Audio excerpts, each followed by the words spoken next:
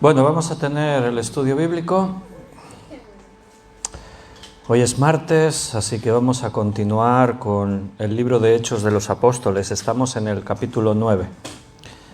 Vamos a ver la conversión de Saulo de Tarso. Saulo es el nombre hebreo. Ahora en griego nosotros lo conocemos más por Pablo, el apóstol Pablo. Y bueno, vamos a confiar que el Espíritu Santo nos guíe en este estudio y nos enseñe todas estas cosas, todo lo que viene de parte de Dios. Vamos a hacer una oración, le pedimos al Señor la dirección y comenzamos.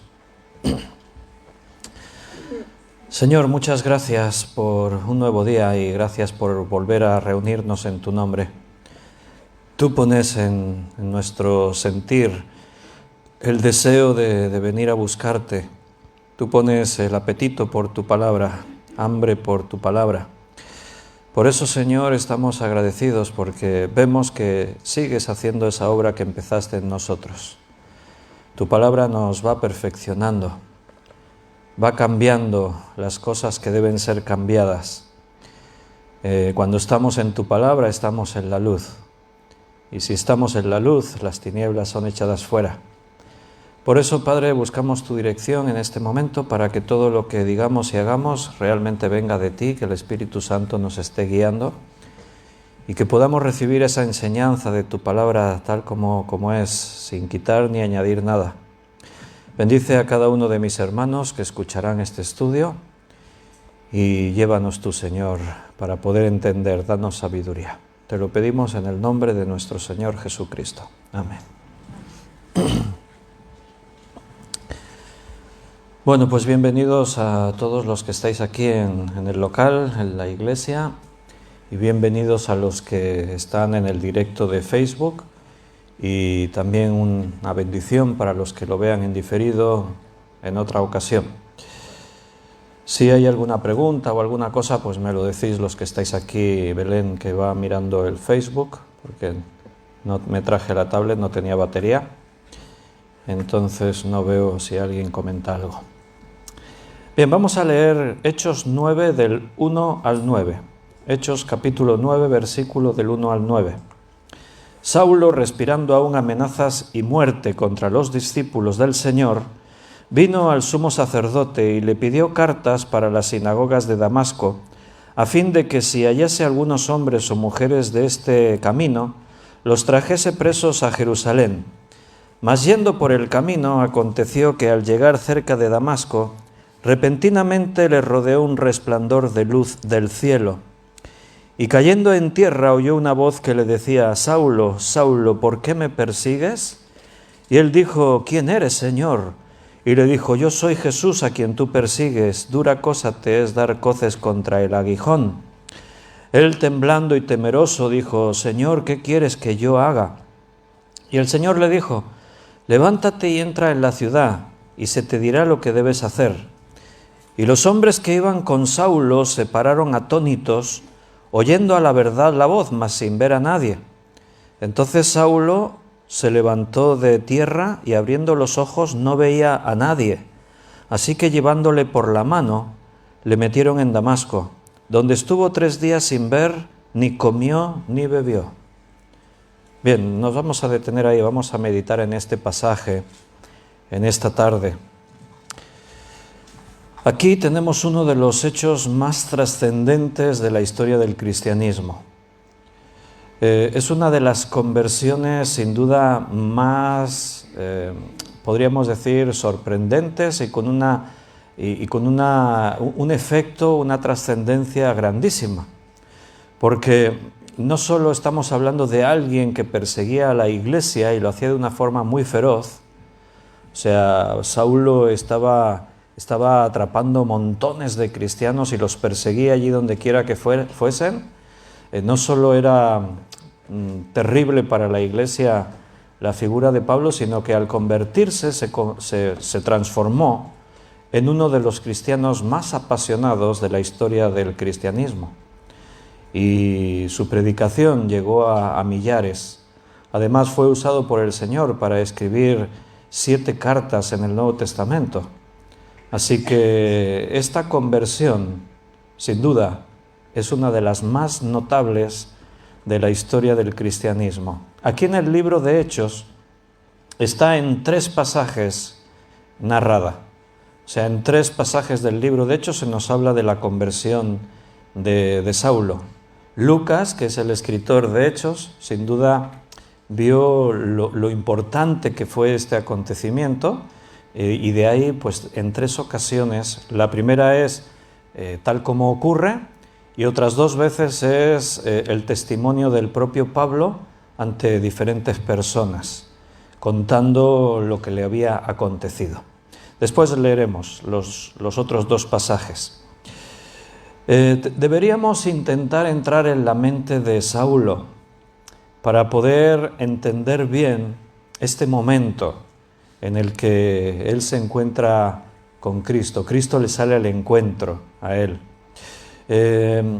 Cuando estuvimos viendo la defensa de Esteban, su predicación, y después vimos cómo murió, fue el primer mártir de la iglesia cristiana, murió apedreado, pero Esteban no murió como cualquier otro hombre.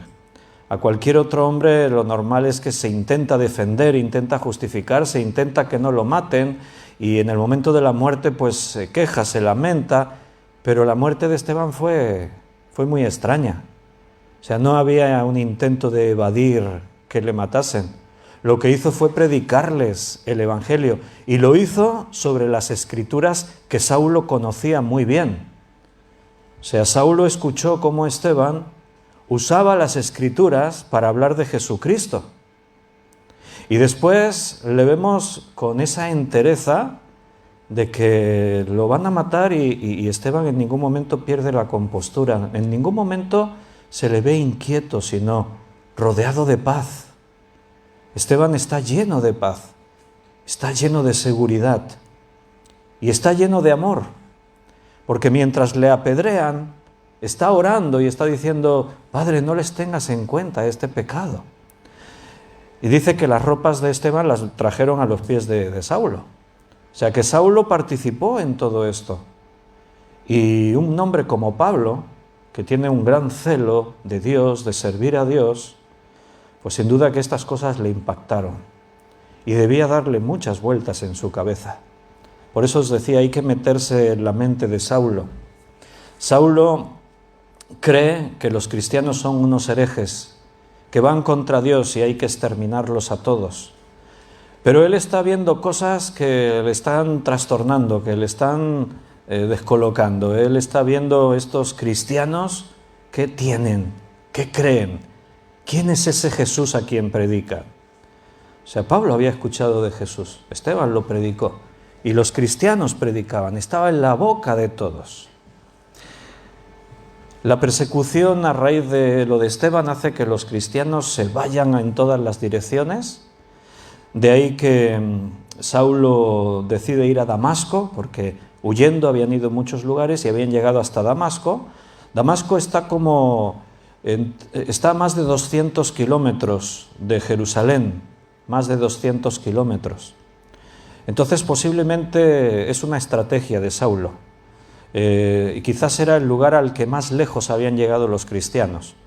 Y Saulo pensando si los contenemos ahí para que este evangelio no siga llegando más lejos todavía, quizás ese era el propósito.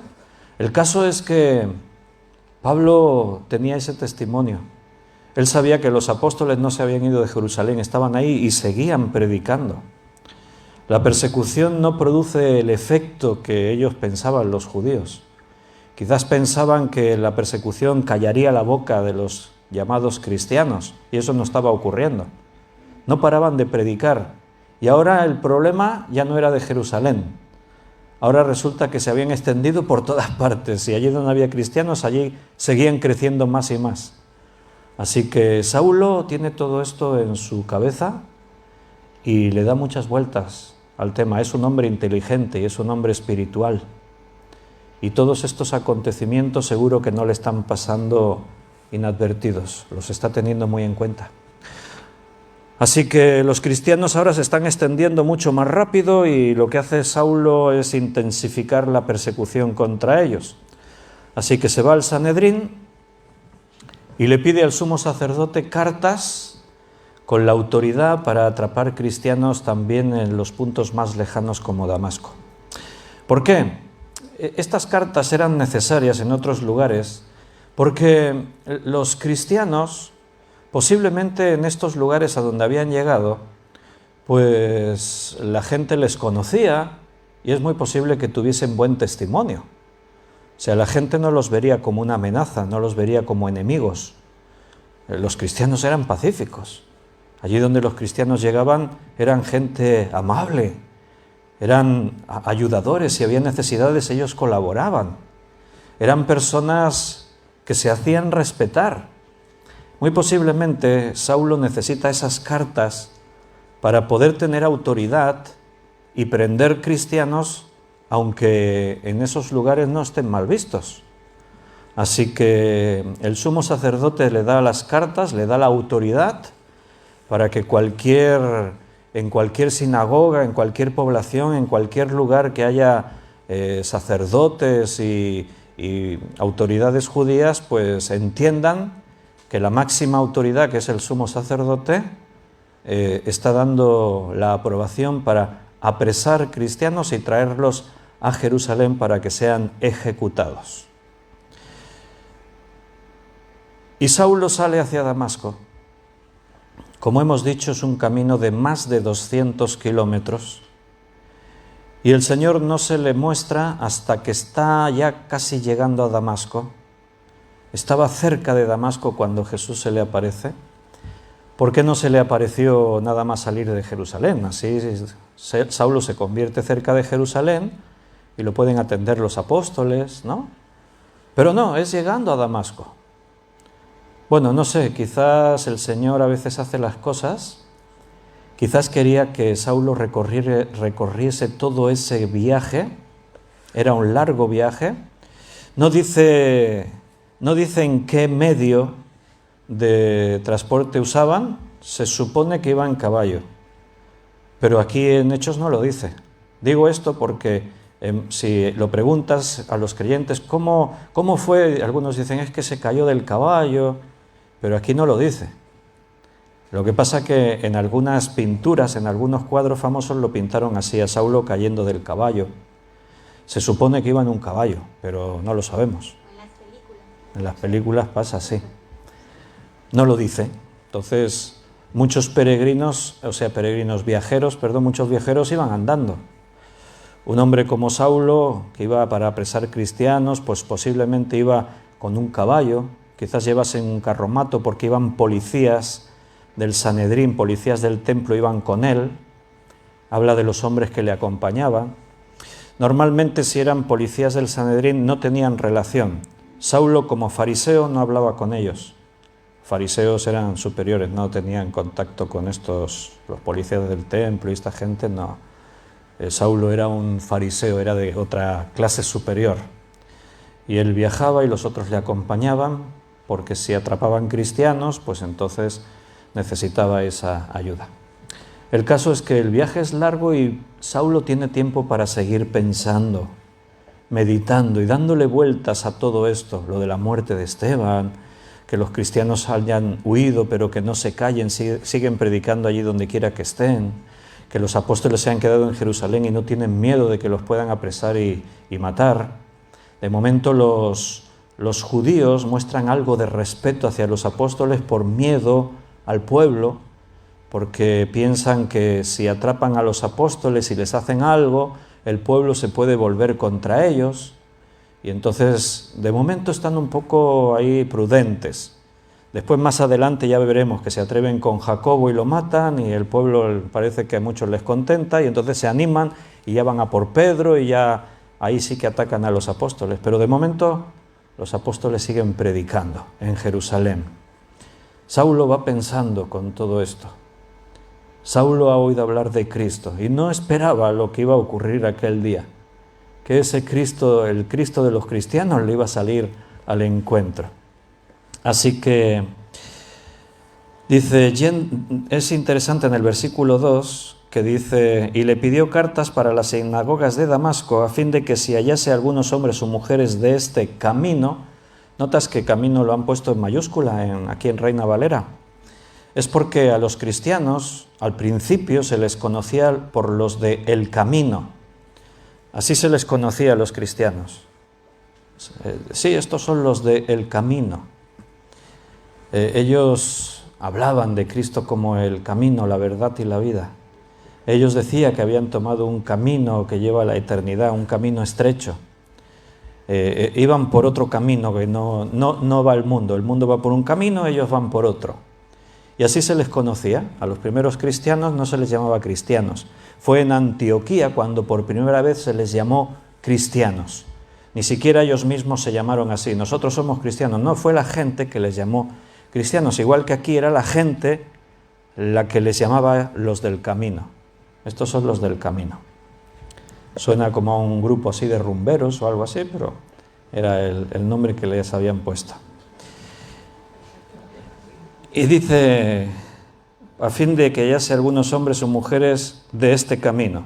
Y dice, mas yendo él por el camino, iba por el camino de Damasco, no era por el camino de los cristianos, de momento, porque dentro de poco sí que iba a estar también en el camino, no de Damasco, sino en el camino de los cristianos. Así que cerca ya de Damasco, repentinamente le rodeó un resplandor de luz del cielo, y cayendo a tierra, ahí está donde mucha gente se lo imagina del caballo cayéndose a tierra, pero podía ir andando y cayó a tierra, o sea, no sabemos bien, ¿no? O en un burro, no sabemos, o en un carro. Pero el caso es que cayendo a tierra oyó una voz que le decía. Ahora alguien le habla de en medio de esa luz que se le ha aparecido. Él va a ver a Cristo, no solo ve una luz, porque ahora después cuando leamos los otros dos pasajes donde él cuenta su testimonio, él dice, yo vi a Jesús, él lo vio, se me apareció. Entonces la luz, el resplandor le rodea y se oye esa voz, Saulo, Saulo, ¿por qué me persigues? Cristo habla a Saulo y es una frase corta, una pregunta, ¿por qué me persigues? Y aquí, hermanos, cambia todo.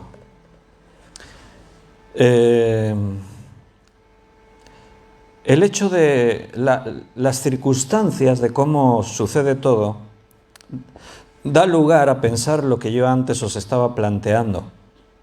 El hecho de que Saulo ya llevaba tiempo de alguna forma luchando en su interior. Él había escuchado la predicación del Evangelio, pero se estaba resistiendo. El Espíritu Santo le estaba hablando a Saulo, pero él estaba ahí ofuscado, no entendía. Seguro que había una gran lucha interior dentro de este hombre. Él había visto el testimonio de todos estos hombres, Esteban y todos. Él entraba en las casas y dice que sacaba a los cristianos arrastrándolos. Y él escuchaba que no había palabras de maldición, eran palabras de, bueno, yo me imagino, ¿no? Alguno, pero ¿por qué nos haces esto, Saulo? No le hemos hecho daño a nadie.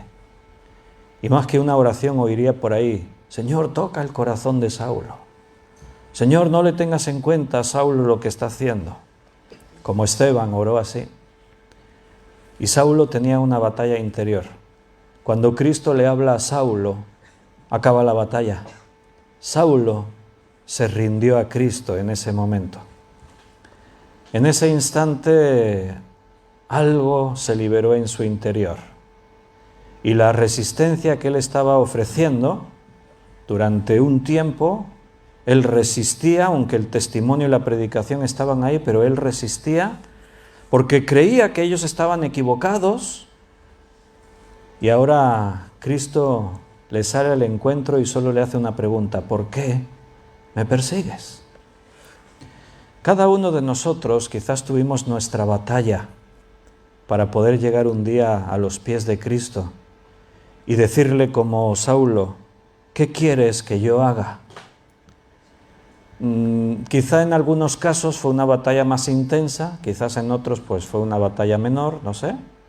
Algunos quizás no pusisteis mucha resistencia y de seguida escuchasteis la voz de Jesús y creísteis en Él. Pero en cualquier caso, Cristo nos habló a cada uno de nosotros. Lo hizo a través de un evangelista, de un hombre, de un amigo, de un familiar, de alguien que te habló. Alguien que te dijo, mira lo que dice aquí la palabra de Dios. De una forma u otra, el Señor salió a nuestro encuentro, como pasó con Saulo. Claro, nosotros, seguramente ninguno de los que estamos escuchando este estudio, íbamos por un camino a perseguir cristianos y nos rodeó una luz intensa, inmensa, y caímos al suelo y escuchamos la voz de Cristo. Seguramente no fue así. Pero en cualquier caso, la palabra de Dios que es viva, Pablo después va a decir, no me avergüenzo del Evangelio porque es poder de Dios para salvación a todo aquel que cree. Esa palabra es viva y cuando la Iglesia tiene el encargo de predicar el Evangelio hasta lo último de la tierra, el Señor dijo, no os dejaré, estaré con vosotros todos los días hasta el fin del mundo, el Espíritu Santo vendrá sobre vosotros, recibiréis poder. Quiere decir que cuando alguien predica el Evangelio, es Cristo quien te está hablando. Su palabra es la que nos habla. Así que en todos los casos, en todos los que estamos ahí, un día Cristo salió a nuestro encuentro y nos habló. Y nos dijo, a Saulo le dijo, ¿por qué me persigues? No sé a ti lo que te dijo. A algunos les diría, déjalo todo y sígueme, como a unos de sus apóstoles. A otros les diría, ¿por qué dudas? ¿Por qué no te decides por creer en mí? A otros quizás les dijo, yo te puedo dar un agua que saltará en tu interior como un río de aguas vivas. A otro le diría otra cosa, pero a todos nosotros Cristo nos habló un día. Y en el momento en el que nos habló, cuando nosotros escuchemos su voz, entonces es cuando acabó la batalla, nos rendimos a Él. Caímos rendidos a sus pies. Saulo salió de Jerusalén respirando amenazas de muerte y entró en Damasco ciego de la mano de otro hombre que le conducía, abatido, derrotado, porque dice que durante 3 días no veía nada, pero es que ni comió ni bebió en 3 días. O sea, yo entiendo que está ciego, se quedó ciego, pero es que no comía ni bebía tampoco. O sea, eso denota un gran abatimiento, estaba hundido, derrotado.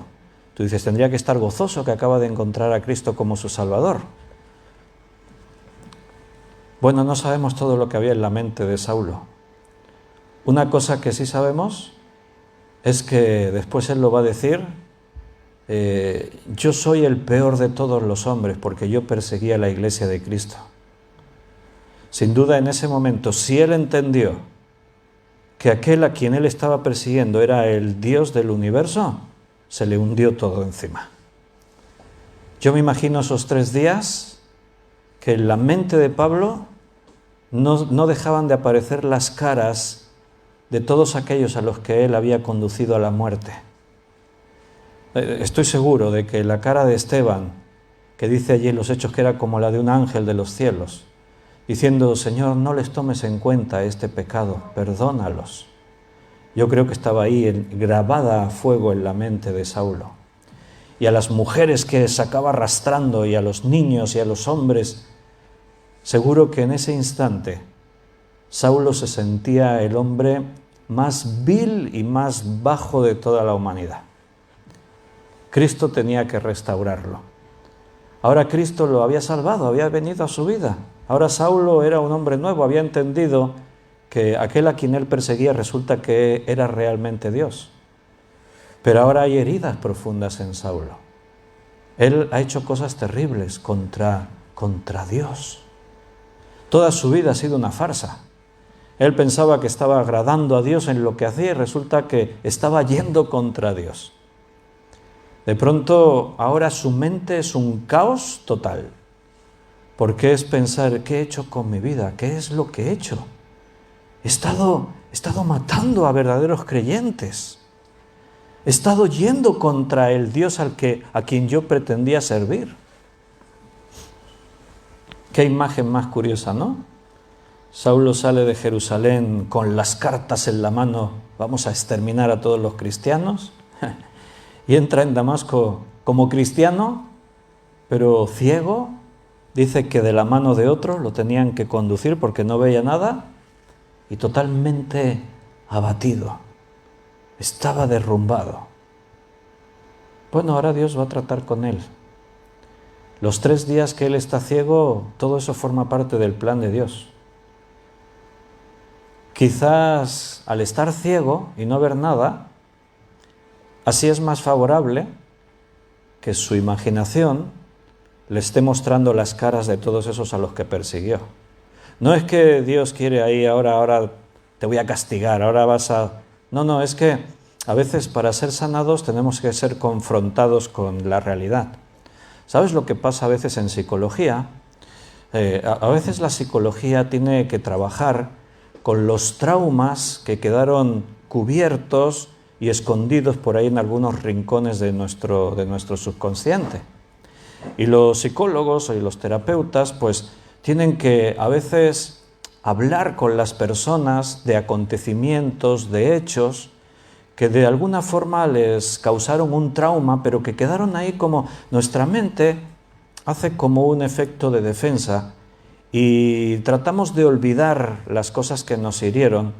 A veces hay shocks traumáticos que sin ser consciente simplemente olvidas, eliminas recuerdos de tu mente porque fueron demasiado traumáticos y la mente reacciona como una defensa y trata de borrar todo eso.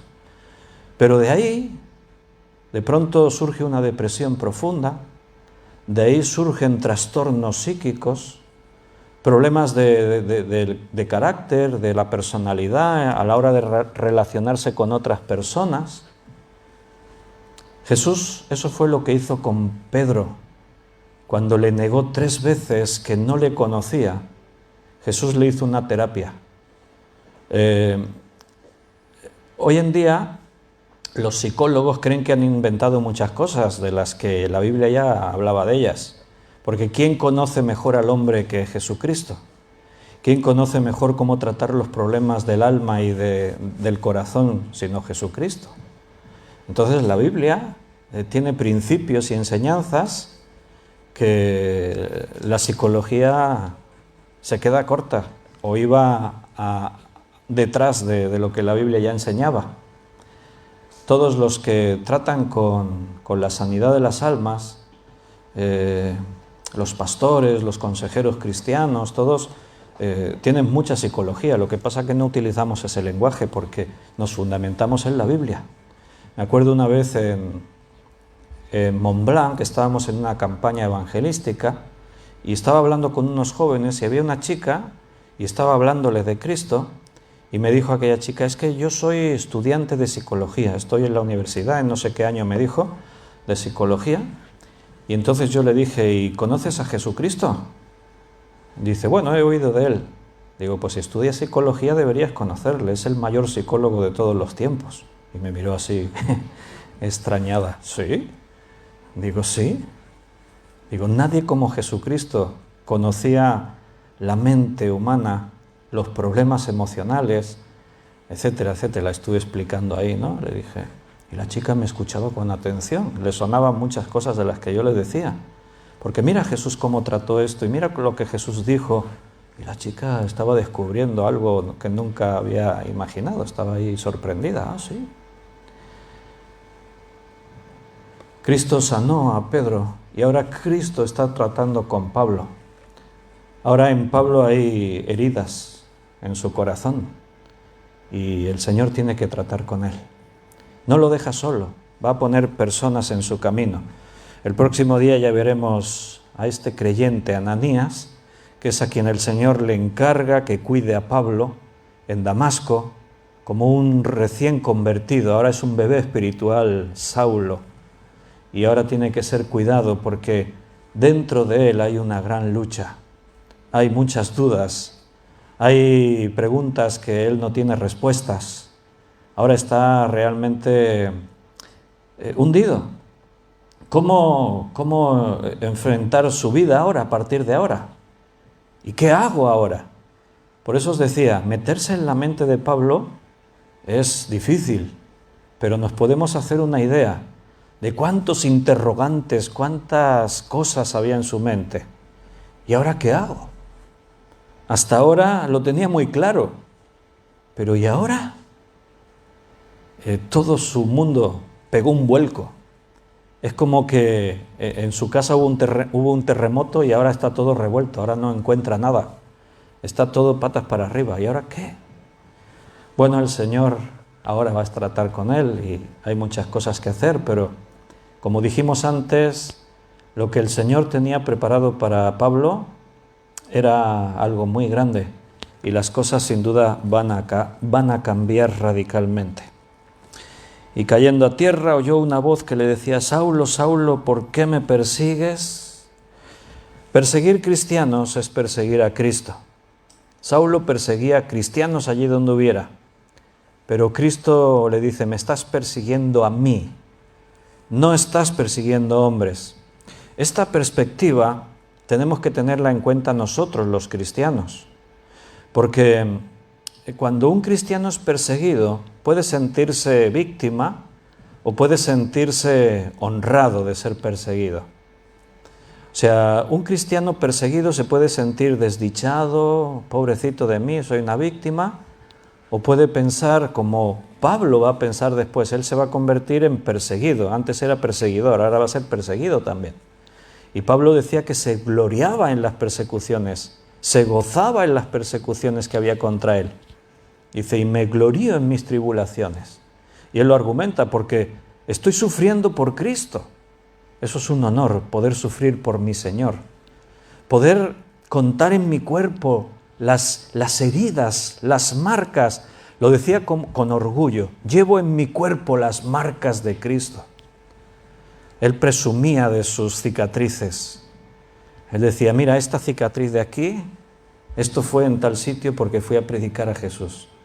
¿Y quieres ver mi espalda? Le azotaron un montón de veces. Su espalda tenía que estar marcada de cicatrices. Pero lo decía con orgullo. Todo esto ha sido por causa de mi Señor, de Cristo. Entonces, cuando los cristianos son perseguidos, es a Cristo a quien persiguen. ¿Y qué crees? ¿Que Cristo no lo sabe? ¿Lo ignora? ¿Es ajeno al sufrimiento de cada uno de los creyentes perseguidos? No. Están persiguiendo a Jesús, no a ti. Tú eres la herramienta que Cristo está utilizando en ese momento. Si te persiguen a ti, en realidad están persiguiendo a Jesús. Los judíos justificaban cualquier tipo de violencia para librar a Israel de cualquier falsa religión que hubiese.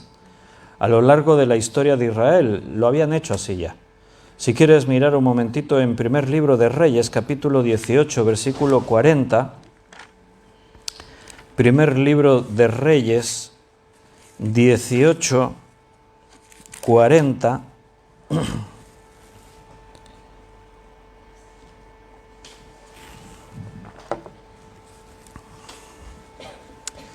Entonces Elías les dijo, prended a los profetas de Baal para que no escape ninguno. Y ellos los prendieron y los llevó Elías al arroyo de Cisón y allí los degolló. Elías cogió a todos los sacerdotes de Baal. ¿A cuántos sacerdotes degolló ese día? 400 sacerdotes. ¿Te lo puedes imaginar a Elías cortando cuellos? ¡Wow! 400 cuellos cortó aquel día el profeta Elías. A veces nos imaginamos a estos profetas así como hombres apocados, arrepentidos, creed en el Señor, no sé qué. Eran hombres duros. Se los llevaron a un arroyo, allí para que corriera la sangre, ¿bien? y le cortó el cuello a 400 hombres. ¿Por qué? Porque eran sacerdotes de Baal. O sea, la violencia entre los judíos estaba justificada para erradicar cualquier falsa religión, cualquier idolatría que hubiese en medio del pueblo. No podían consentir, no podían tolerar. Porque el tolerar la idolatría, el tolerar la falsa religión, era desviar al pueblo de los propósitos de Dios, era salirse de la verdad. El pueblo se dejaban influenciar muy rápidamente. Si nosotros dejamos, si yo como pastor permito que aquí en la iglesia se empiecen a infiltrar según qué enseñanzas, pues dentro de un tiempo habremos olvidado predicar la palabra y estaremos siguiendo enseñanzas extrañas. Eso pasa en muchas iglesias. En una ocasión, ahora ya como 3 años o así, un pastor me dijo, mira, viene este pastor de Miami, de los Estados Unidos, va a estar por aquí, ¿quieres que venga a tu iglesia? Y yo lo conocía y sé que es uno de estos pastores un poquito raros, de estos que se basan en las sanidades y hacen todas estas cosas. Es un pastor que toca música, canta, tiene una banda, un grupo, y la música que tienen es buena. Entonces, pues mi primera reacción es decir, no me interesa. Pero pensé, bueno, hablaré con él y le pondré unas condiciones. Y entonces que venga.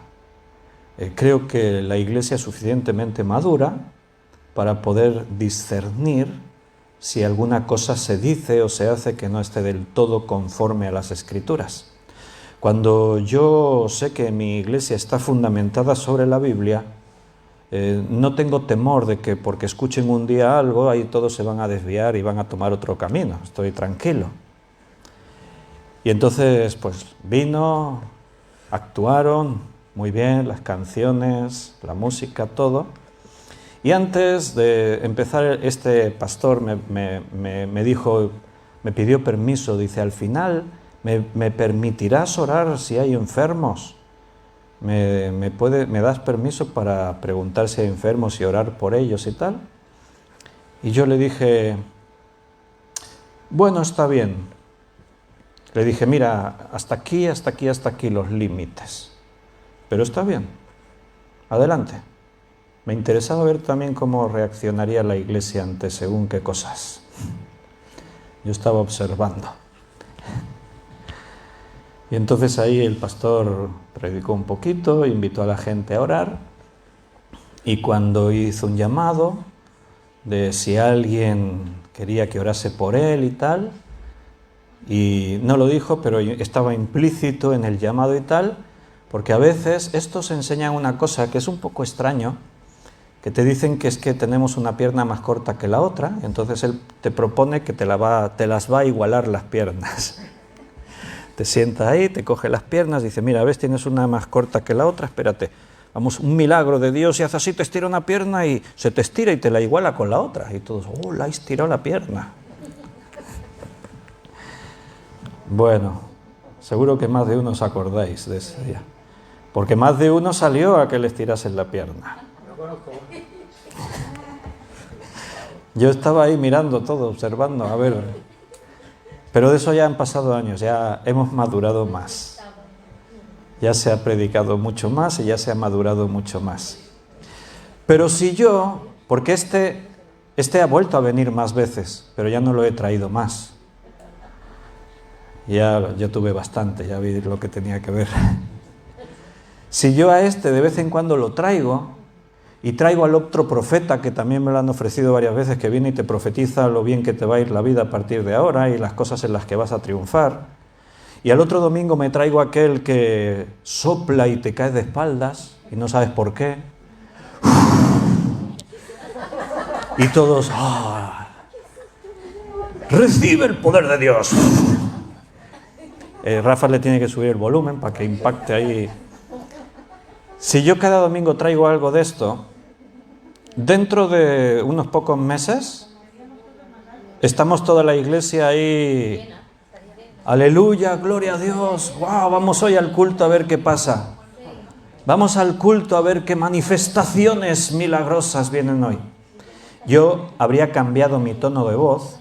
No hablaría así como estoy hablando. Tienes que poner voz de profeta. ¡Gloria a Dios! ¡Aleluya! Hoy vamos a ver milagros en este lugar. Mira, Ana Rita ya se está entusiasmando. Está ya dando palmas. No te pega, ¿eh? No me gusta. No me gusta, dice. Pero ¿entendéis? Al cabo de unos meses, los verdaderos creyentes que aman a Dios, aman su palabra y buscan la palabra, seguramente se habrían buscado otra iglesia. Pero otros muchos habrían llegado, tendríamos la iglesia llena a rebosar. Tendríamos muchas ofrendas. Y seríamos populares, una iglesia de éxito. Pero en pocos meses ya no estaríamos estudiando la Biblia. Estaríamos buscando las manifestaciones del Espíritu, el poder que cae del cielo. Y, ¿sabes? Tendríamos que ir buscando cosas nuevas porque de todo nos aburrimos. Y a la que llevamos 2 o 3 meses repitiendo siempre lo mismo, la gente se aburre. Hay que aportar cosas nuevas. En este mundo de lo sobrenatural siempre hay innovaciones, siempre pasan cosas. Tendríamos que inventar algunas cosas también para sorprender a la gente de vez en cuando. A ver cómo lo haríamos para inventar algo que en mitad del culto cayese purpurina de esa dorada y decimos que está cayendo oro del cielo. Lo de las plumas de ángeles va a ser más difícil, pero también se puede hacer, que caigan plumas de ángel en algún culto.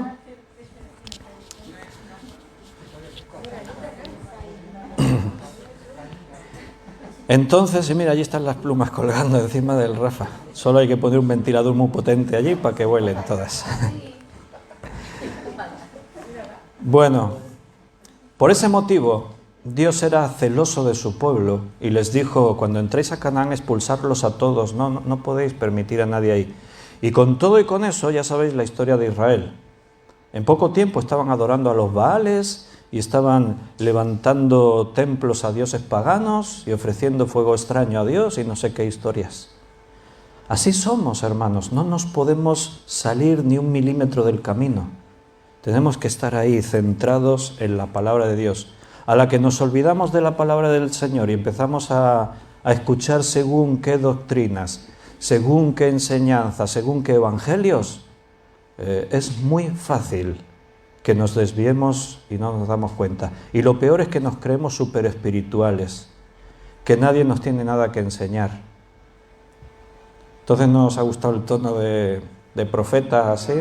No, vale, seguiré predicando como siempre. Da repelús, dice.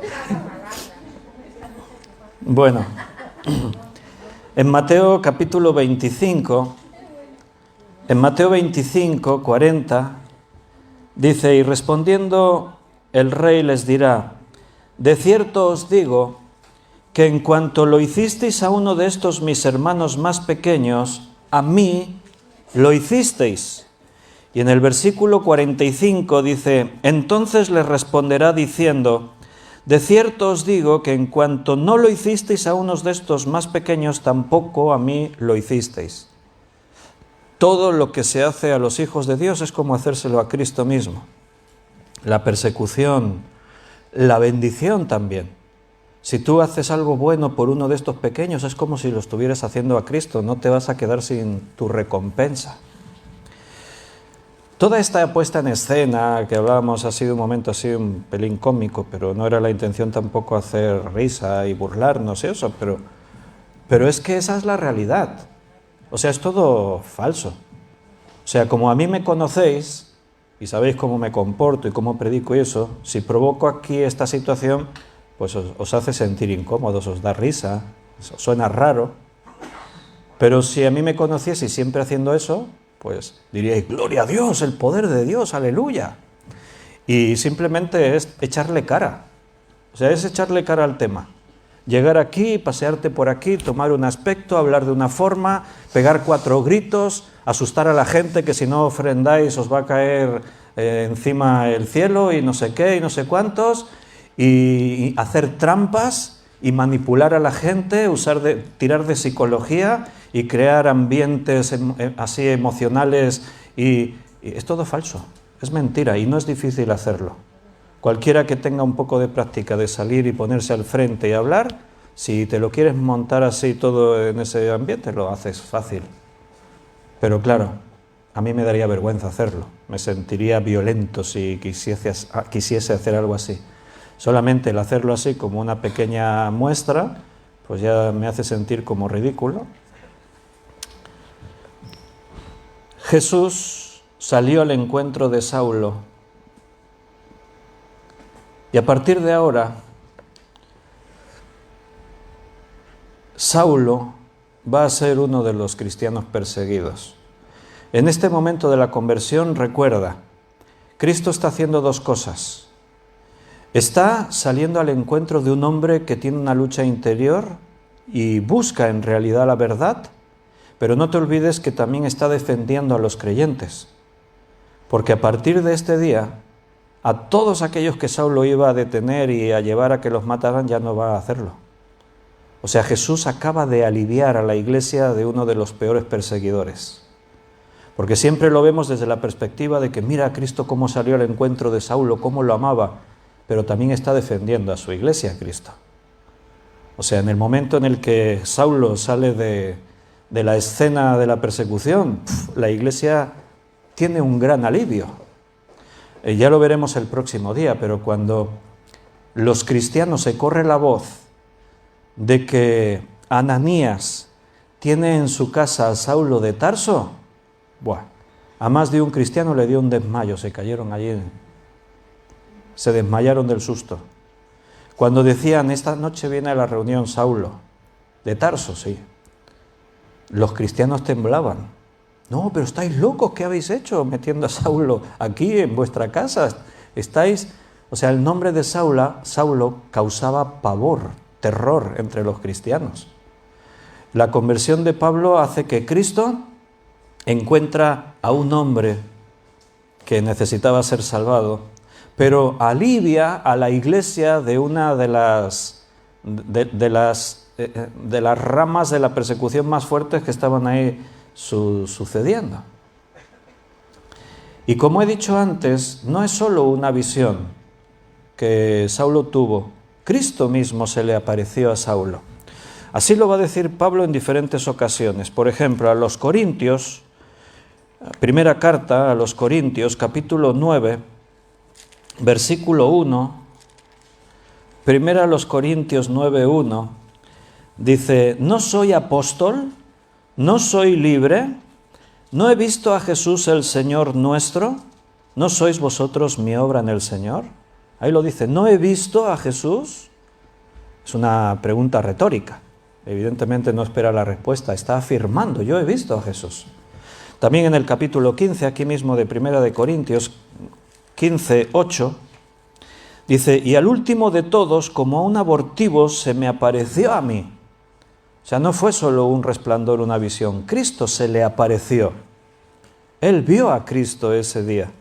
En Gálatas, capítulo 1, versículo 15 al 16, dice, pero cuando agradó a Dios, que me apartó desde el vientre de mi madre y me llamó por su gracia, revelar a su Hijo en mí, para que yo le predicase entre los gentiles, no consulté enseguida con carne y sangre. O sea, dice, Cristo se me reveló a mí. Él vio a Cristo. Y aquí mismo, donde estamos en Hechos, hemos leído hasta el versículo 9, pero el versículo 17 dice, fue entonces Ananías y entró en la casa y poniendo sobre él las manos, dijo, hermano Saulo, el Señor Jesús que se te apareció en el camino por donde venías, o sea, Ananías también lo sabe, Jesucristo se te apareció en el camino por donde venías. Fíjate que a Saulo no se le pide que rechace el judaísmo. Jesús no le dice, tienes que dejar todo lo que hacías. Ya deja tus oraciones, deja la Torá, deja los rituales, todo lo que hacías. No le dice eso. Lo que Jesús le dice a Saulo es que lo acepte a él. No me persigas, acéptame, recíbeme. A partir de ahí el Señor va a hacer con él una vida nueva.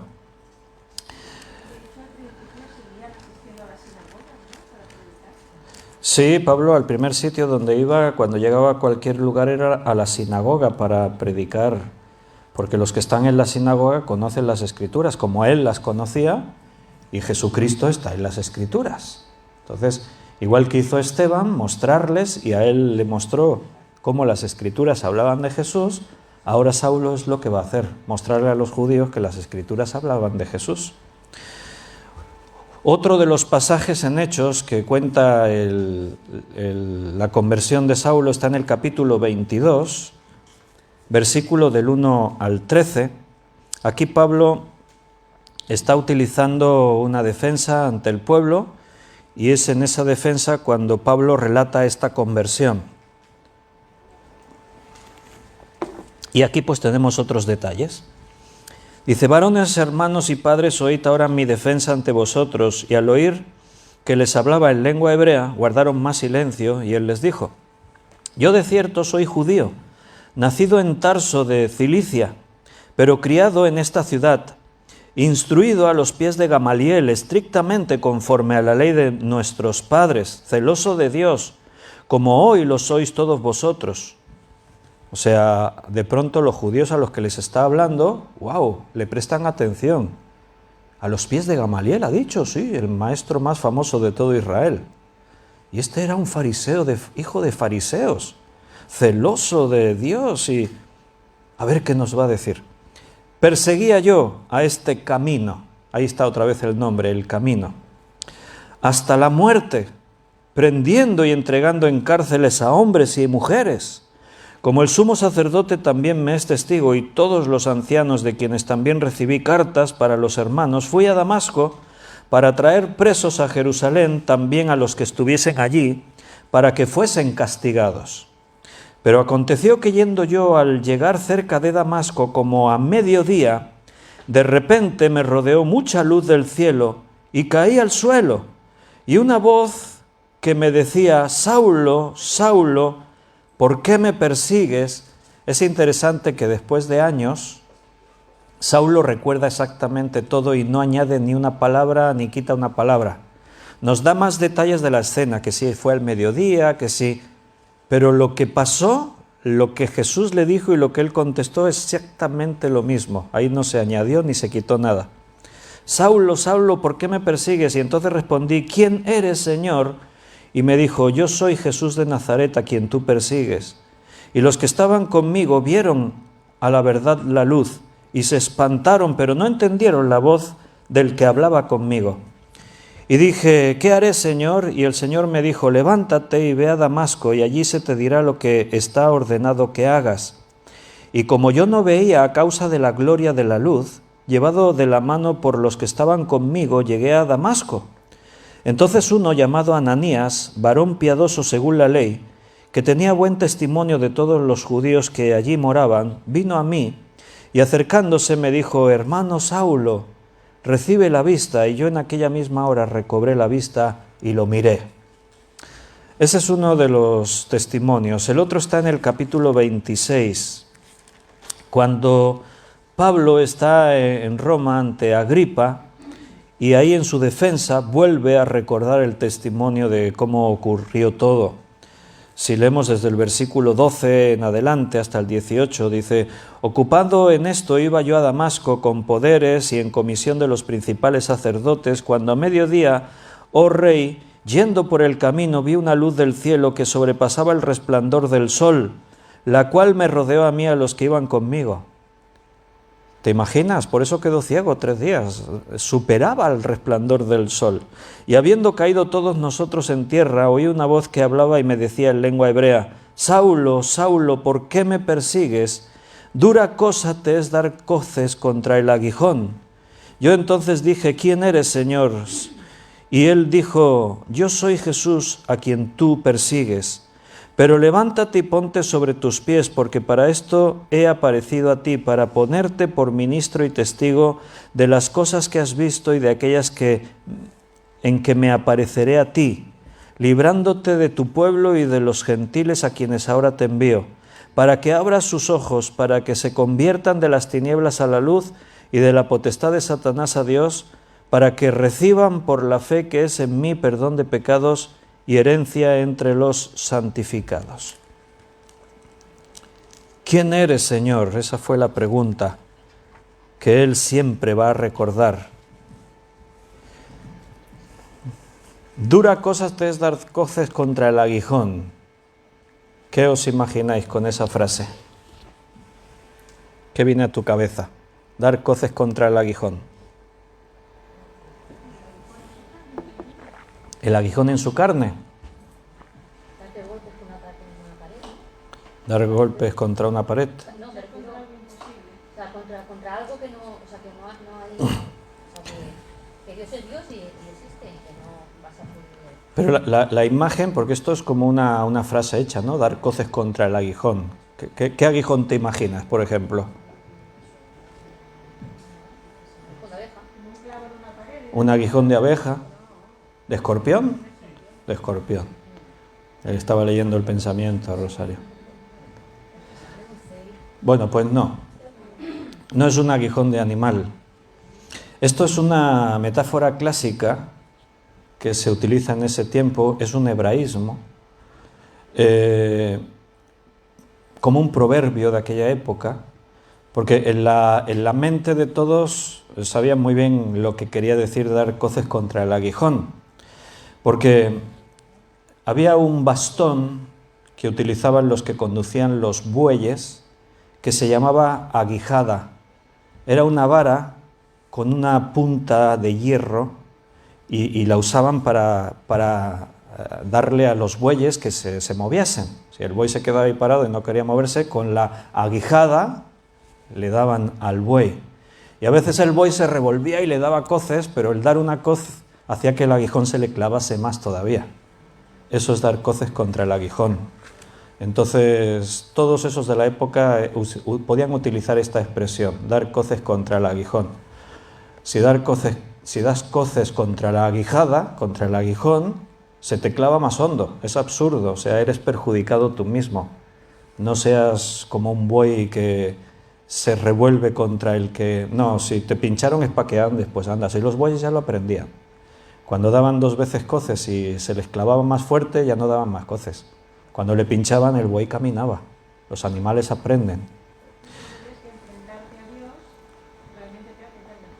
Claro. Perseguir a Cristo estaba haciéndole daño al propio Saulo.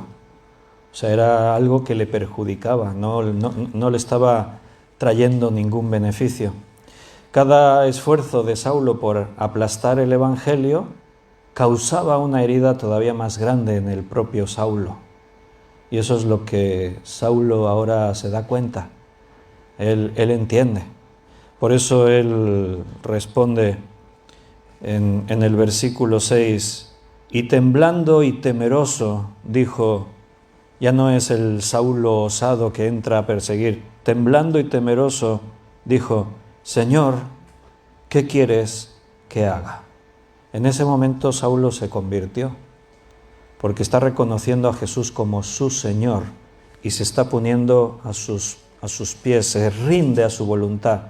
¿Qué quieres que yo haga?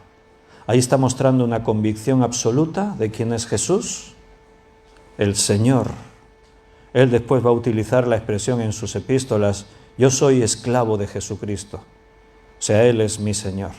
Ahí está aceptando que todo lo que él pensaba es una equivocación, o sea, hay arrepentimiento. El hecho de decir, Señor, ¿qué quieres que haga? Es, mira, todo lo que yo pensaba y todo lo que yo creía era un error. Está aceptando que sus creencias eran erróneas. Y ahí se plantea esa incógnita que antes os decía en cuanto a su futuro. Porque decir, ¿qué quieres que haga? Está planteando, ¿y ahora qué? Es una incógnita. Ahora él se está poniendo en total confianza en las manos de Jesús. Ahora él le está diciendo, no sé qué hacer. Todo lo que tú me digas es lo que voy a hacer. ¿Qué quieres que haga? Su vida sin Jesús ahora no tiene sentido, porque todo lo que él creía resulta que era mentira. En lo que él vivía y se esforzaba resulta que era falso. Estaba equivocado, estaba siguiendo un camino erróneo. Pensaba que por este camino voy a llegar a mi destino y estaba yendo en dirección contraria. Es como cuando a veces vas de viaje y piensas que tienes la dirección correcta y cuando te das cuenta dices, ay, vas, íbamos en dirección contraria, hemos hecho 20 kilómetros en contradirección, das la vuelta y deshaces el camino que hiciste porque te das cuenta de tu error. Señor, ¿qué quieres que haga? En el versículo 7 dice, los hombres que iban con Saulo se pararon atónitos, oyendo a la verdad la voz, mas sin ver a nadie, y como dijese Pablo en su testimonio, no entendieron tampoco lo que escucharon. Pero hubo testigos. O sea, los testigos vieron a Pablo cayendo al suelo, oyeron algo, vieron un resplandor, no vieron a Jesús. Escucharon la voz, pero no entendieron lo que decía. Pero hubo testigos. No fue que Pablo tuvo por ahí una visión, igual que es que se le cruzó algo ahí, se trastornó. No, algo ocurrió ese día. Y hay otros que iban con él que dijeron, ha pasado algo. Los policías del Sanedrín le tuvieron que tomar de la mano. Se quedó ciego en ese momento Saulo. Algo ocurrió. Eso de que no entendieron las palabras no es la primera vez que pasaba. Seguramente recordaréis en algún momento, como cuando Jesús fue bautizado, que se oyó la voz del cielo, la voz del Padre, pero la gente, no todos entendían lo que dijo el Padre, la voz que se oyó del cielo. Algunos pensaban que se había oído un trueno, otros que era una voz. Eso está en el Evangelio de Juan, capítulo 12.